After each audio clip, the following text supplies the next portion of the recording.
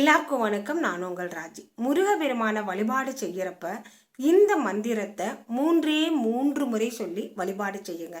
இந்த மந்திரம் சொல்லி வழிபாடு செய்கிறப்ப எப்பேற்பட்ட சிக்கலும் எப்பேற்பட்ட பிரச்சனையும் தவிடுபொடியாகும். எதிரிகள் அழிந்து போவார்கள்.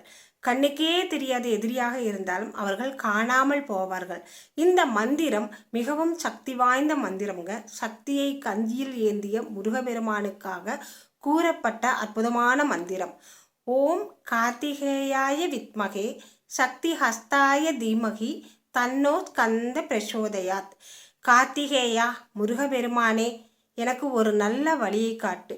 ஓம் எனும் பிரணவம் மந்திரத்தை கொடுத்த கார்த்திகேயனே, சண்முகநாதனே, எனக்கு ஒரு நல்ல வழியை காட்டு.